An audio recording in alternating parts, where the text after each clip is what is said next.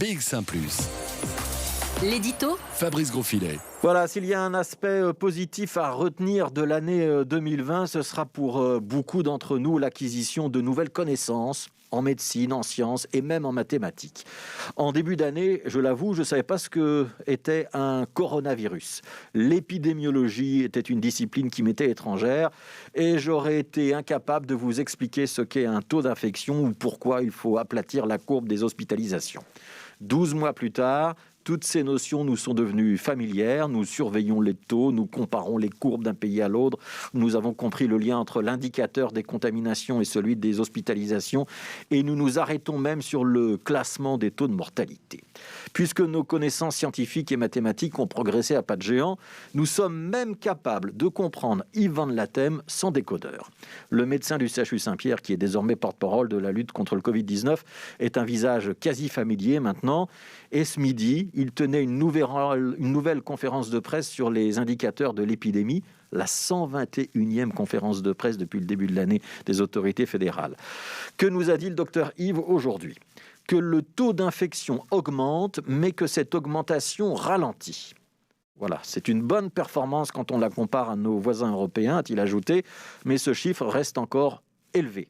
Voilà, il parle comme ça, le docteur Yves, avec nuance et précision, sans verser dans le catastrophisme, jamais, mais en contrebalançant une affirmation positive par une phrase suivante qui l'est un petit peu moins. Cette thèse, antithèse, synthèse, il a dû faire un peu de rhétorique en plus de ses études de médecine.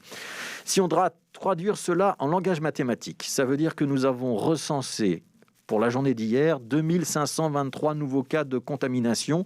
C'est une augmentation de 7% sur la semaine. Mais il y a une semaine, l'augmentation était de 15%. En langage graphique, ça veut dire que c'est une courbe qui monte toujours, mais qui commence à s'arrondir.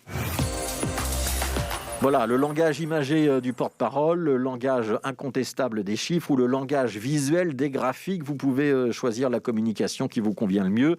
Ce qu'il faut retenir, c'est que la situation reste grave, mais n'est pas désespérée, que le virus n'a pas disparu, qu'il circule toujours abondamment, mais que nous ne sommes pas dans un scénario à l'anglaise ou à la suédoise, avec un virus qui est là-bas hors de contrôle et des hôpitaux qui sont en passe d'être saturés. Alors, je ne vais pas vous faire la morale ou vous faire une leçon. Chacun sait ce qu'il doit faire pour Noël ou pour le Nouvel An. Chacun sait aussi que les comportements individuels semblent a priori anodins. Un contact de plus, ce n'est pas la mer à boire, me direz-vous, mais que mis bout à bout, ils sont finalement le moteur de l'épidémie. Nous sommes les gouttes d'eau qui formons un grand fleuve. Et il faut éviter que ce grand fleuve ne sorte de son lit si on ne veut pas saturer ceux des soins intensifs. Garder des lits pour ceux qui en auront besoin. C'est un petit peu le cadeau de Noël qu'on aurait envie de s'offrir. Ça dépend des actes posés par chacun de nous, de la prudence que nous aurons, des restrictions que nous nous imposerons à nous-mêmes, de notre sens des responsabilités. Petit sacrifice pendant les fêtes et pas de nouvelles vagues 15 jours plus tard. Comme le dit un dicton populaire, comme on fait son lit, on se couche. C'est pas du Yves Van Lathème, mais ça aurait presque pu.